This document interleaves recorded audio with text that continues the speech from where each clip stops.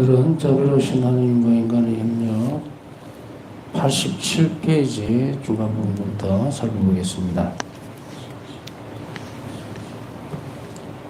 지난 시간에는 모세가 먼저 하나님 현실 앞에 섰고, 그리고 백성과 계약을 맺고자 하시는 하나님 뜻을 그들이 알리라는 명령을 받았다. 이것은 협력을 위한 관계이기 때문에 일방적이 아니고 백성에게 내용을 먼저 고지를 합니다. 그렇게 함으로써 백성들이 충분히 납득할 수 있다라기보다는 관계의 문제에 있어서는 중요한 부분이에요. 우리가 어떤 때는 내용을 전혀 모르고 뭔가를 할 수 있다. 이런 거는 그런 일이 생기면 이거는 그냥 자신의 자유의지와 아무 상관없이 모든 일들이 이루어지죠. 그렇기 때문에 하나님께서는 인간을 부르셔서 모세를 불러서, 그리고 모세가 하나님 현존 앞에 섰다. 이거는 그 원죄 이후에 인류 역사에 있어서 보면 이스라엘 역사도 보죠. 거기서 보면 너무도 엄청난 일이 이제 벌어지게 됩니다. 왜냐하면 창세기 때, 그러니까 창조 때죠. 창조 때는 아담과 하와가 늘 하느님을 뵐 수 있었고 만날 수 있었던 존재였죠. 그렇게 원죄가 벌어진 이후에 추방되고 나홀에서 쫓겨난 이후에 이제 하느님께서 자비를 베푸셔서 인간을 다시 모세라는 인물을 통해서 당신 현존 앞에 세웠다는 것은 엄청난 이제 발전, 획기적인 인간의 전환점이 되는 부분이 됩니다. 여기에서 이제 원죄 후에 박탈당했던 부분들 있죠.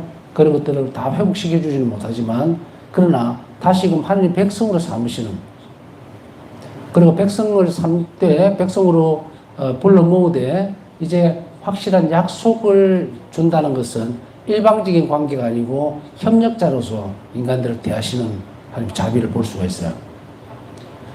아브라함과 이삭과 야곱에게 보면은 이게 그 범위가 없어요. 그래서 인간은 하나님을 섬기는 부분이고, 하나님은 그에 따라오는 조건으로 복을 주는 그런 존재의 형태로 유지되어 왔다면, 이제는 쌍방적인 관계를 맺으시겠다는 거예요. 일방적인 관계에서 쌍방적인 관계로 넘어가는 거죠. 그래서 하나님은 이제 인간을 이대로 두면 안 되겠다 이거죠. 그래서 좀 더 가까이 두시기 위해서 이제 계명을 줌으로 인해서 이런 관계, 이제 서로가 서로에게 내어주는 관계들을 맺기 시작합니다. 하나님께서 모세에게 말씀하셨다. 너는 야곱 집안에게 이렇게 말하여라. 이스라엘 자손들에게 알려주어라. 너희는 내가 이집트인들에게 무엇을 하고 어떻게 너희를 독수리 날개 태워 나에게 데려왔는지 보았다. 이제 너희가 내 말을 듣고, 첫째는 내 말을 들어라. 듣는다는 말은 니 내 말 들어 이럴 때는 뉘앙스가 어떻습니까?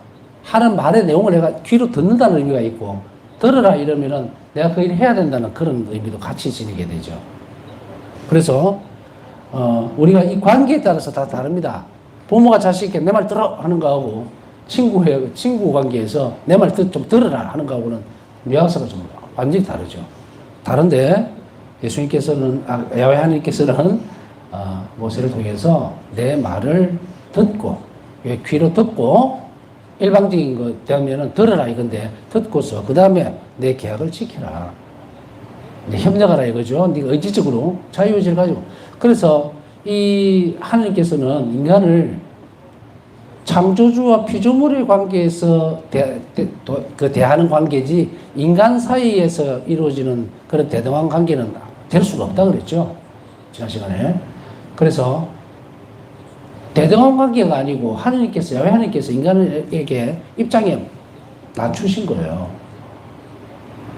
대등하다는 것은 같은 수준에서 있는 건데, 하나님하고 우리는 대등한 관계가 될 수가 없죠.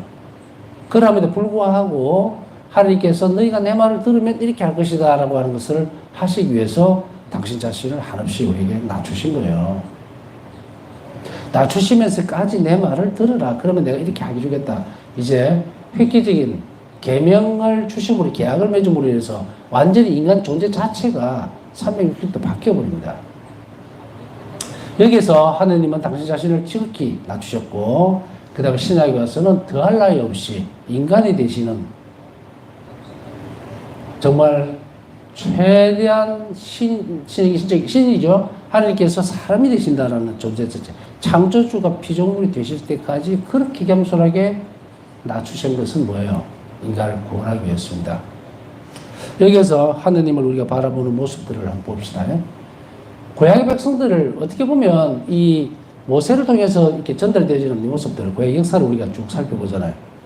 그러면 이집트 탈출을 하고 나서 그 다음 관계를 이렇게 넘어가는 과정을 한번 잘 봐보면 정말 인간의 죄의 모습들을 다 봅니다. 온갖 불평불만에다가, 그리고 노예살이에 대한 개념이 없죠. 왜냐하면 인간이 이만큼 존중받아야 되는 인간의 존엄성을 완전 짐승같이 깎아먹은 상태에서 쭉 지내와 버린 거, 이게 악이에요. 노예라는 게 그런 거잖아요. 그런데 그것이 그런 상태를 그리워하고 또 돌아가려고 하는 건 뭡니까?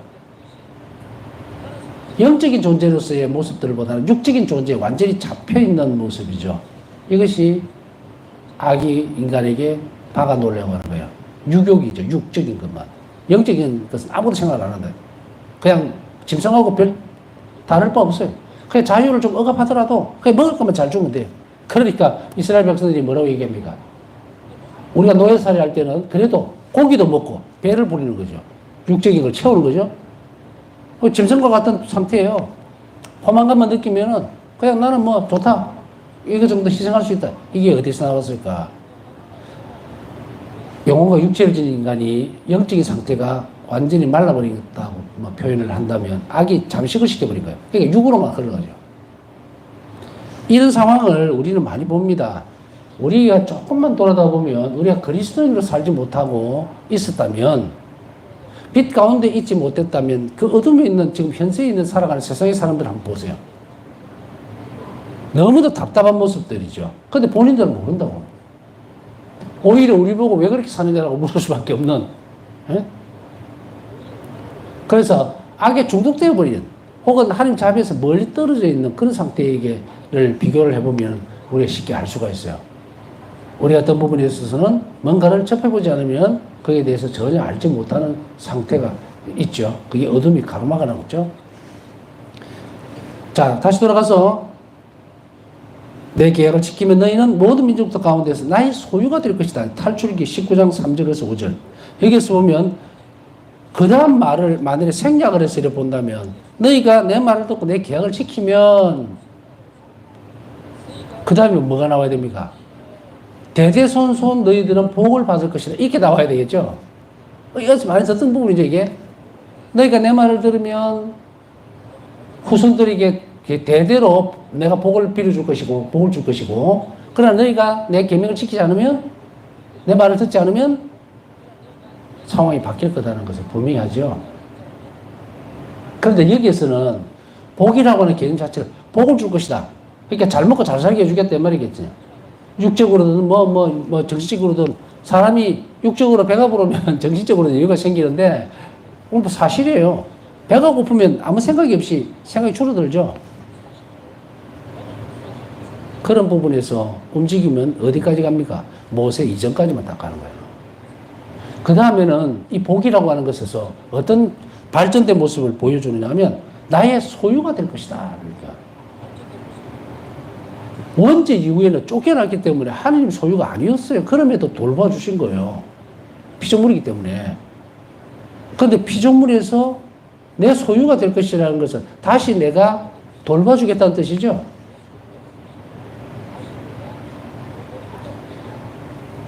내가 소유하겠다. 너는 내 백성이 될 것이다. 이런 약속을 합니다. 이것은 앞에서보다 상상할 수 없을 만큼 큰 약속이에요. 내가 복을 주겠다는 그 복의 내용이라는 게 소유물로서의 어떤 모습들만 쭉 가지고 있던 데서 이제 여기에서는 나의 소유가 될 거다. 이제 이렇게 하면서 이제 계명을 잘 지키면 내 소유기 때문에 이제 이야기가 되죠. 관계를 맺겠다는 이야기입니다. 그래서 이제 하나님의 백성들은 이 이집트 노예살이에서 벗어남으로 인해 가지고 노예로서의 상태가 벗어났기 때문에 이제 자유인으로서 하나님의 소유가 될 수 있는 거예요.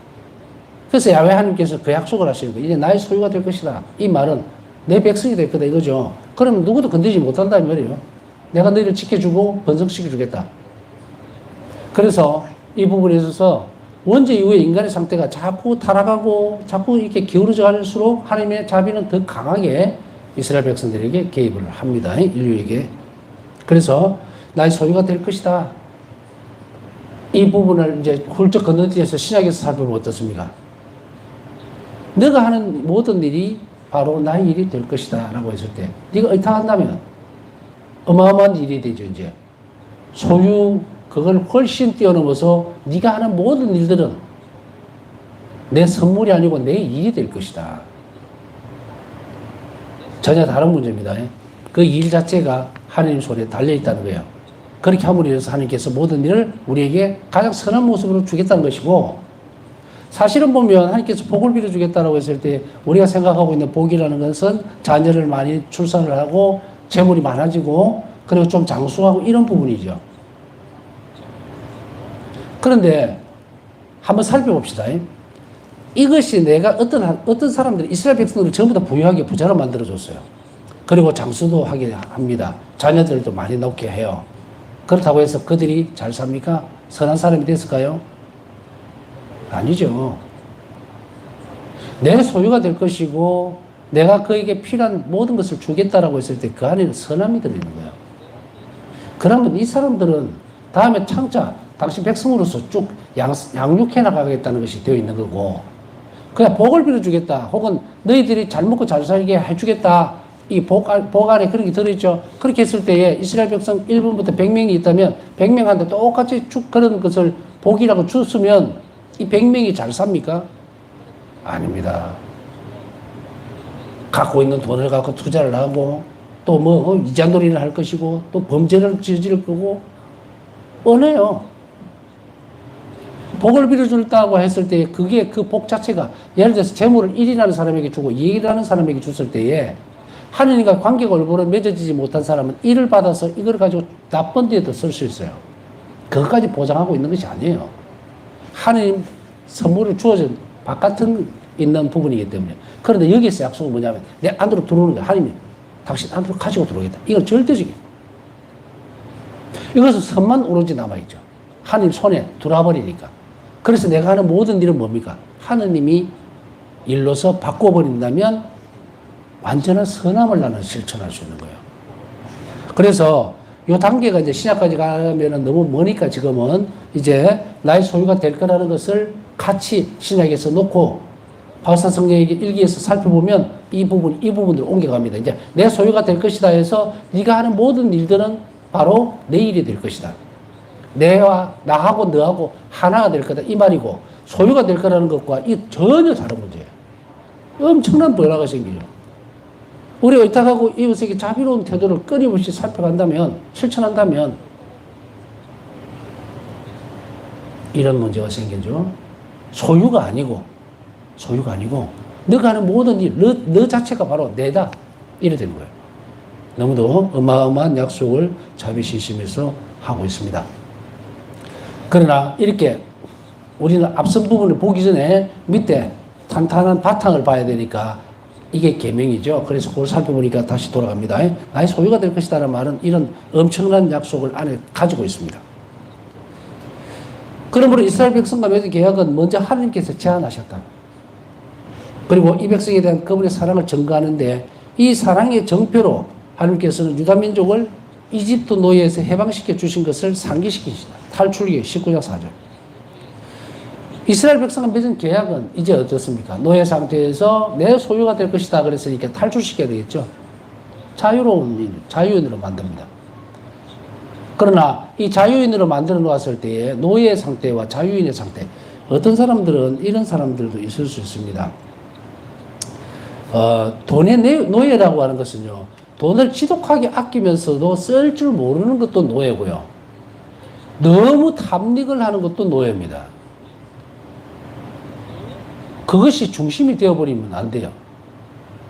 어떤 사람이 정말로 내가 뭔가를 하기 위해서 차곡차곡 먹을 것도 안 먹고 배고라가면서 뭔가 이제 노년기에 잘 살아야지 하고 막 끌어모으는 거기에만 집중을 한다면 이 사람 노예예요.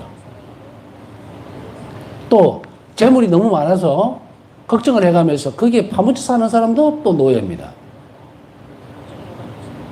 그곳에서 자유롭지를 못하면은 그게 목적이 되어버리는 사람. 이거는 전부 다 돈의 노예거든요. 재물의 노예가 된다는 것은 이 말이에요. 노예 상태, 이런 상태를 이야기하거든. 그 자유는 뭡니까? 자유는 거기에 자신의 목적, 삶의 목적과 의미를 두지 않는 사람이에요. 물론 우리가 세상을 살면서 방법적으로 예를 들어서 어떤 사람 저축을 했다, 아껴 썼다, 그거는 당연한 거예요. 그거는 뭐가 집착을 해서 그런 게 아니고, 당연히 사는 질서에서 아낄 수 있으면 아껴야 되는 거고, 다른 사람을 위해서도 그렇고, 선익을 위해서도 그렇고, 이렇게 되는 건 그걸 이야기하는 것이 아니고, 과도하게 집착을 해서 이 돈을 어떻게 쓸 것인가, 어떻게 하면 이자가 더 많을 것인가, 맨날 앉아가고 이렇게 하는 돈의 노예다. 또 돈이 있으면서도 아예 쓸 줄을 몰라요. 구두쇠 같이.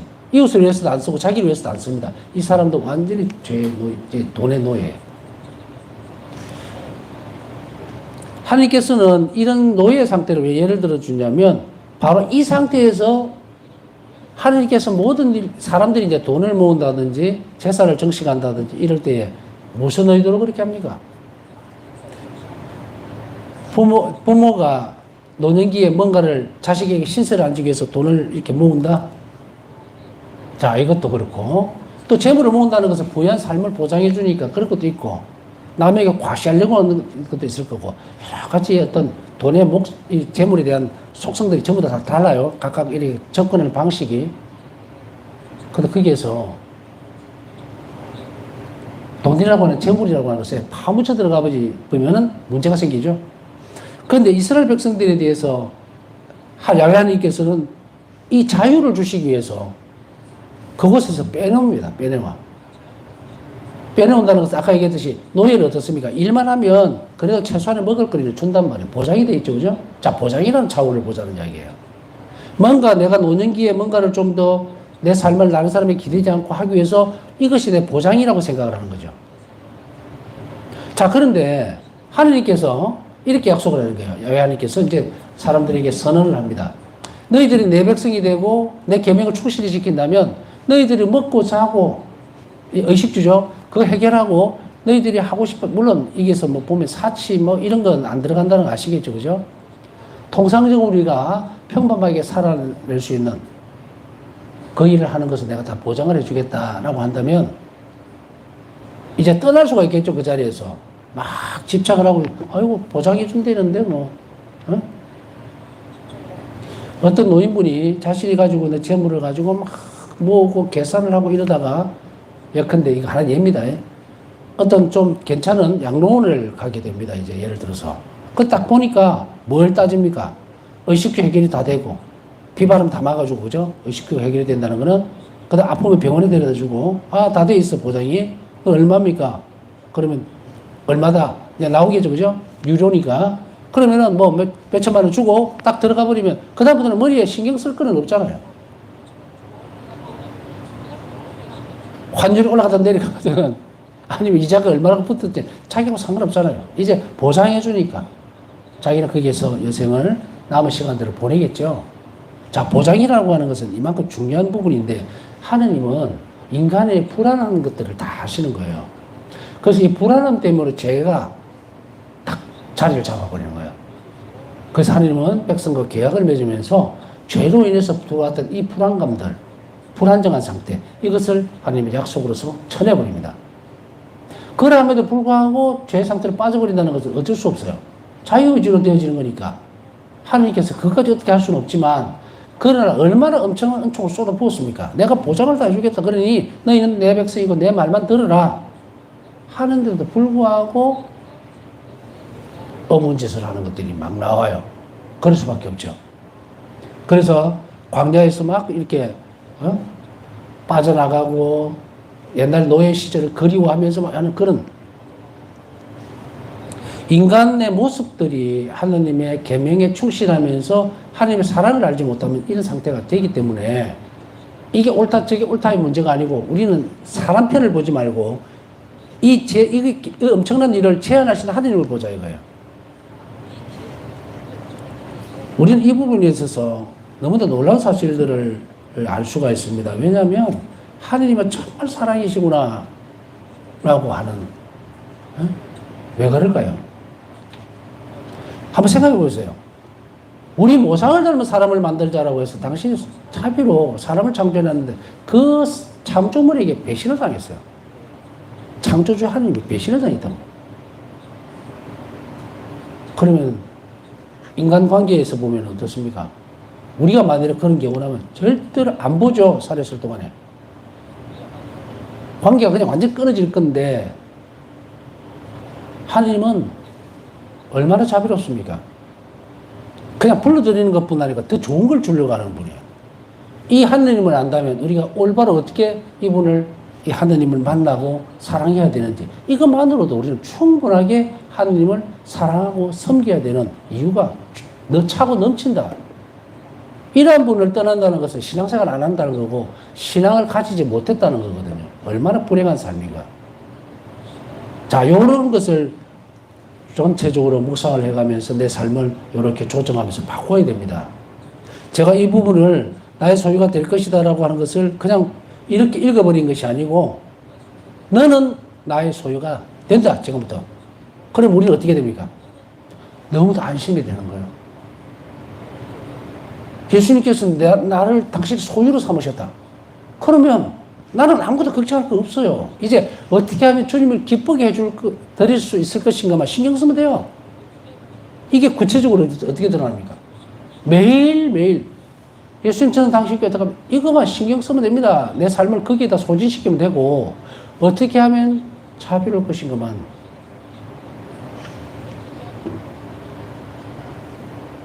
옛날에는 이제 전에도 한번 지나가면서 그 말씀을 드렸지만 이제 이런 부분들이 있잖아요. 그죠?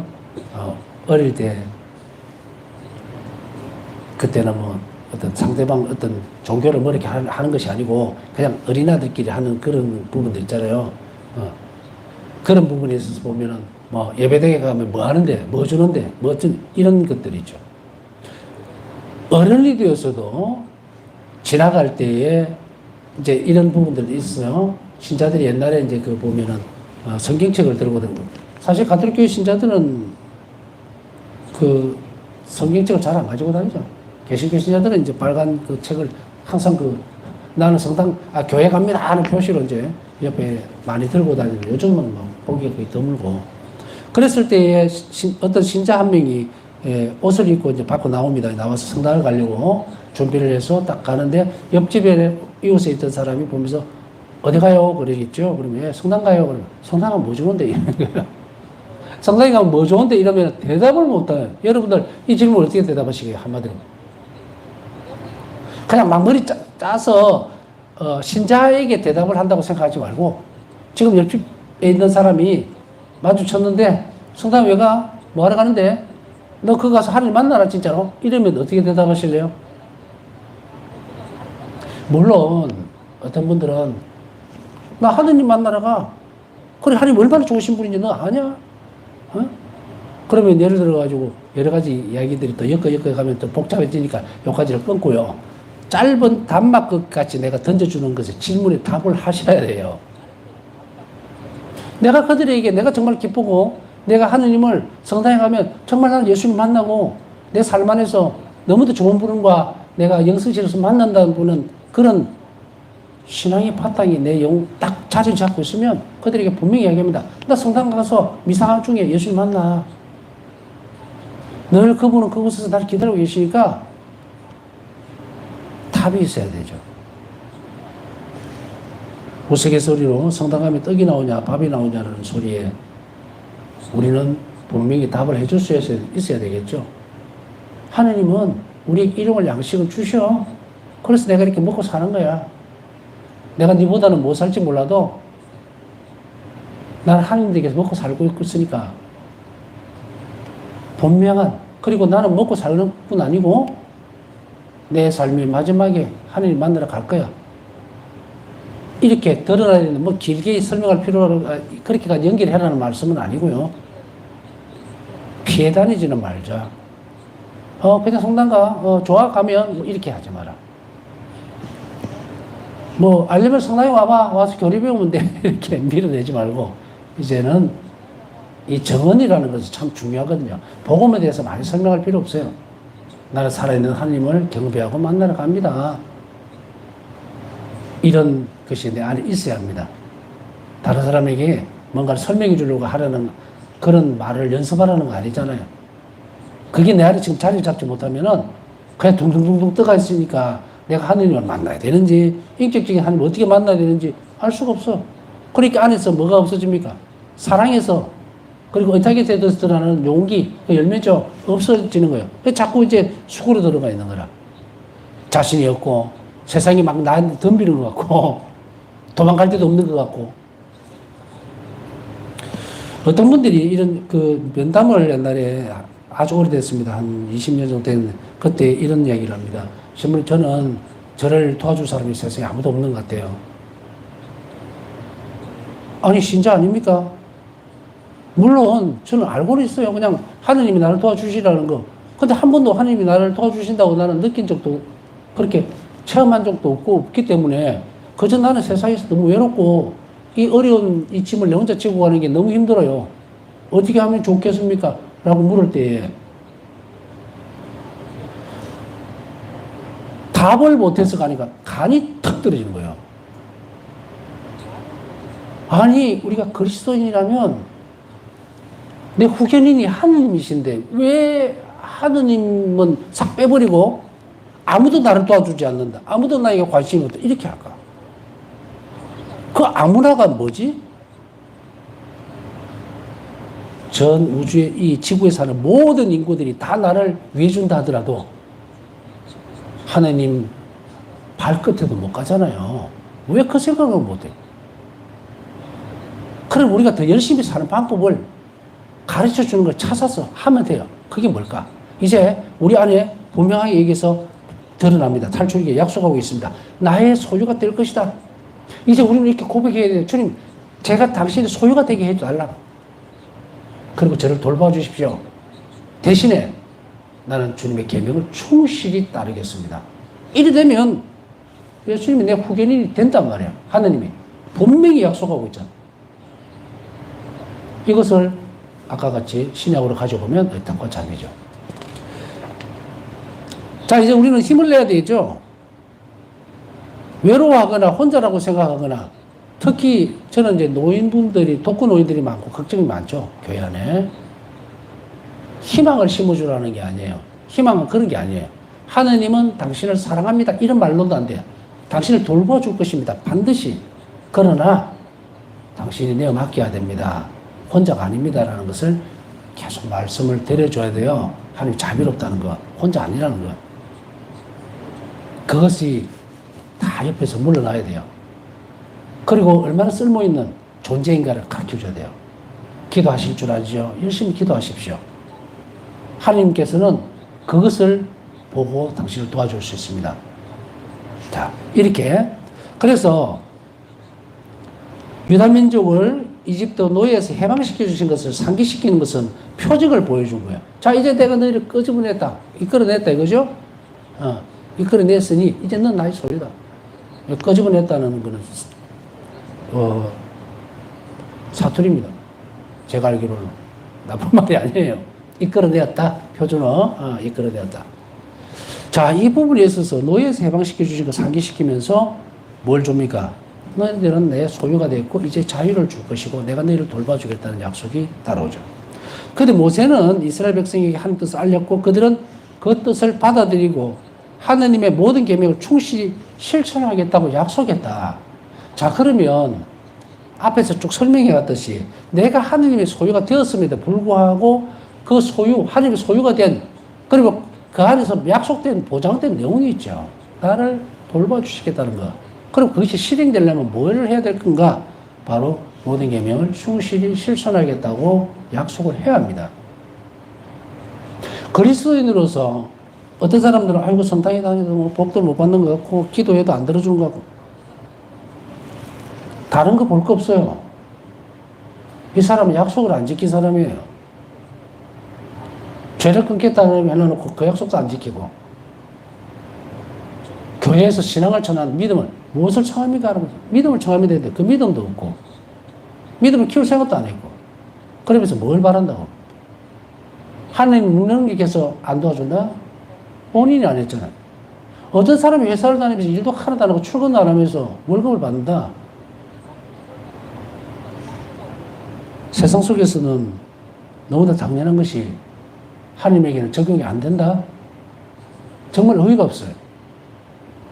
몇 가지 것들만 하고서 그 일들로 끝내겠다. 자, 이제 저는 뭔가를 탁 이렇게 깨버리려고 하는 것이 아니라 키를 자꾸 줍니다.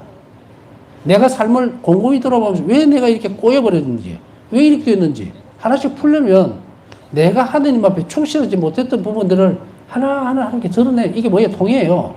이게 되면 꼬여있던 부분들이 하나님과의 관계가 하나씩 풀린다고. 우리가 그 매듭을 푸는 성모님, 저도 알고 있고 여러분들 알고 있을 거예요. 그냥 앉아가지고 이 꼬여있는, 이 매듭을 풀어주세요. 성모님 풀어주세요. 그런다고 되는 게 아니에요. 풀기 위해서는 그것이 무엇인지를 내가 고백해내야 된다고. 그냥 꽈배기같이 막, 베베 꼬인 인생입니다. 그런데 풀어주세요. 이 실타래를 여러분들이 풀 때요, 혼자서 이렇게 푸는 경우가 있고, 저도 이제 이불도 많이 키워보고 했거든요. 그래서 실 같은 거 실타래도 막 엉겨 있을 때는 혼자서 하면 자꾸 꼬여버리는 경우도 있죠. 그래서 어떻게 합니까? 처음부터 꼬이지 않기 위해서 두 명이서 살살 풀어서, 옛날에 보면 실패의, 그냥 이렇게 실타래가 있죠. 그죠? 그거를 한 주씩 풀어서 이제, 뭐라 그럽니까? 여기에다가 이제 감죠. 그죠? 어떤 때는 감는 데가 없으면 그냥 종이에도 뚫뚫 말아서 옛날에는 감아서, 보관해 놨다가 이불 깊기도 하고 이랬었는데, 바로 그런 거예요. 혼자서 하면 이게 막 꼬여 있거든. 근데 그걸 어떻게 풀 것인가를 하기 위해서는 펼쳐놔야 됩니다. 그래서, 아까 얘기했던 그런, 매듭을 풀기 위한 하나의 예를 드는 겁니다. 매듭을 풀기 위해서는 내가 하나님 앞에 그 성찰하고 잘 드러내야지, 무조건 그냥 풀어주세요. 그러면 막 엉클어진 것이 더 엉클어져 버려요. 이 부분에 있어서도 매듭을 풀기 위해서는 인간의 협력이 반드시 필요합니다. 그냥 단언만 하고 풀어주세요 한다고 되는 게 아니에요. 그게 왜 내가 그 삶에서 그것을 하나 팁을 주면은 그것이 하나님 없이 있었던 시간들이기 때문에 그렇게 꼬인 거예요. 그래서 앞으로 저는 늘 모든 일들을 하나님과 함께 할 것이고 하나님 원하시는 것에서 살겠습니다 하면 이제 그게 풀리는 거예요. 하나하나. 오늘 아주 강의하고도 연결이 없지만 그래도 같이 연속적으로 이렇게 연결해서 보면 하나님과 나와의 계약 관계도 여기에서 한번 붙여서 살펴볼 만합니다. 그러자 백성이 다 함께 주님께서 이루시는 모든 것을 우리가 실천하겠습니다 하고 대답하였다. 탈출기 19장 81절. 자, 오늘은 이제 백성들과 다 같이 탈출기에 나왔던 이스라엘 백성과 마찬가지로 저는 주님께서 이루신 모든 것을 실천하겠습니다 라고 대답을 하면 됩니다. 그렇게 함으로 인해서 내가 선택적으로 했던 것이든 아니면 내가 만들어 놓은 그런 실천 방식들을 따라갔던 다 내려놓고 이제 고지해 줬다죠. 그죠? 말해줬어요. 그걸 우리가 그렇게 살겠습니다 라고 고백해내면 됩니다. 자, 여기에서는 너무 점프할 필요가 없어요. 의탁을 더 하겠습니다. 자비롭게 그것까지는 아직까지 뒤에 있고 지금 여기서는 뭐를 시작을 해야 되냐면 영성생활의 기초는 계명 준수예요. 그것부터 시작돼야 됩니다. 그렇기 때문에 지금까지 계명을 수고한 것이 있다면 이런 배움을 통해서 내가 이 계명을 그냥 준수하겠습니다 이게 아니고 그 뒤에 약속된 내용에 대한 희망을 가지고 그 하나님의 자비로운 모습들 선하심을 보고서 지금부터는 그렇게 살 것을 약속하겠습니다 라고 오늘 고백해내야 된다는 것. 그래서 삶은 그때그때 하나님께 고백하고 또 은총을 받아내고 이런 과정들이에요. 그냥 1부터 7까지 쫙 늘어져서 한꺼번에 결판을 낼 필요는 없어요. 그래서 오늘은 우리가 하나님 앞에서 배운 대로 당신의 소유가 될 것을 결심하고 대신에 저는 오늘부터 계명을 당신 뜻에 따라서 충실하게 지켜나갈 것을 약속을 합니다 하고 남은 시간 동안에 하나님께 결심을 알리면 됩니다. 남은 시간 묵상하면서 오늘도 단차 결정하신 분들 위해서 함께 기도 중에 기억해 주시기 바랍니다.